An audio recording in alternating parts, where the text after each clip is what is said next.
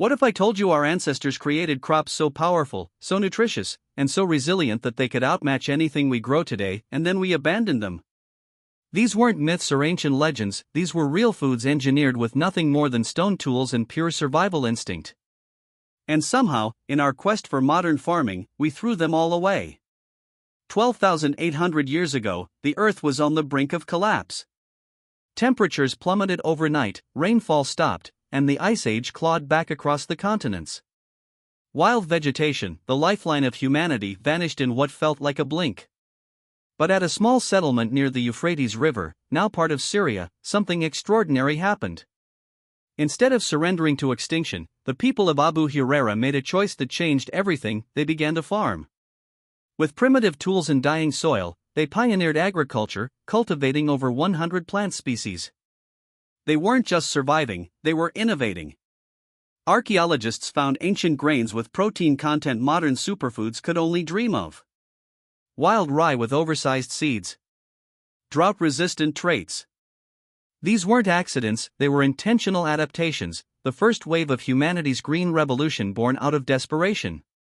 And it wasn't just the Middle East. Thousands of years later in North America, indigenous farmers created agricultural systems so advanced that our monocultures pale in comparison. Take marsh elder, the name sounds dull, but its nutrition was anything but. Packed with healthy fats and protein levels rivaling quinoa, this plant was a prehistoric powerhouse. But it had a dark side. As harvests grew, so did allergic reactions, rashes, and respiratory problems. It was simply too good at being a plant. So, after generations, it was abandoned not because it failed, but because it overwhelmed its creators. And marsh elder wasn't alone. Goosefoot offered both protein-rich seeds and spinach-like leaves. Erect knotweed completed a tricrop system that boosted yields by over 20%. Add in little barley, a drought-resilient grain grown as a springtime safety net, and what emerged wasn't just survival.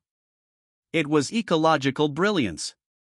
A sustainable, climate-adaptive system that modern farms still haven't matched. But eventually, these complex farming ecosystems were replaced. Maize, with its higher yield per acre, became king. Nutrition and sustainability lost out to volume. The Green Revolution didn't start in the 1960s. It began the moment our ancestors chose more over better. The price? Genetic diversity, resilience, and long-term food security.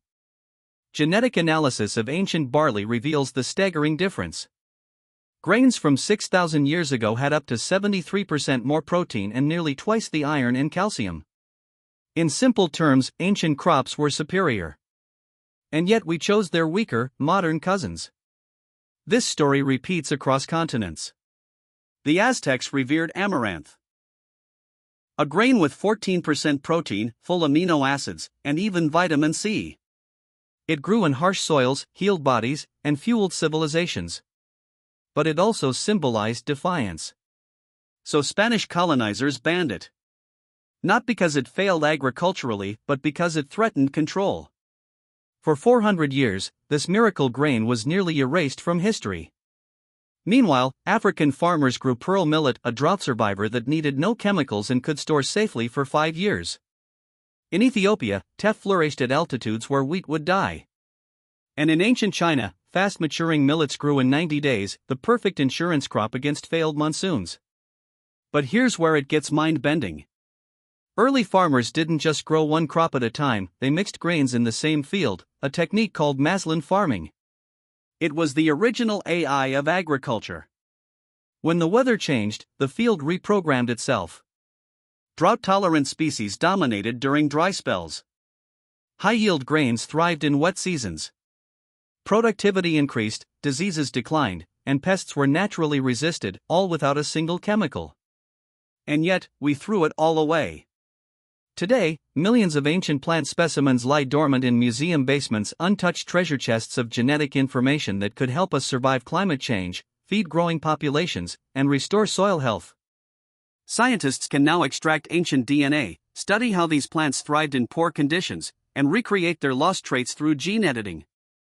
And here's the most staggering fact: of 7,000 edible plants on Earth, humans have only domesticated around 200. That means we've ignored over 6,800 potential food sources. Who knows what treasures we've passed by? Ancient trade routes even show that farmers were exchanging seeds and techniques across continents thousands of years ago, creating a global agricultural network long before globalization was a word. Their systems were decentralized, diversified, and sustainable, exactly what the modern world desperately needs. So why did we abandon them? Not because they were flawed, but because they didn't fit the economic and political systems that followed. European colonizers destroyed indigenous food systems in favor of export crops. The Green Revolution chose quantity over quality. And now, we're paying the price with fragile crops, degraded soil, and declining nutrition. But there is hope. Institutions around the world are funding efforts to rediscover these ancient crops. Machine learning is speeding up archaeological analysis.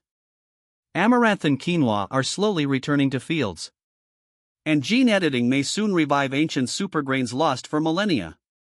In the end, the story of humanity's lost crops isn't just a tragedy. It's a challenge and an opportunity. Our ancestors developed some of the most powerful, adaptive, and nutritious crops in human history.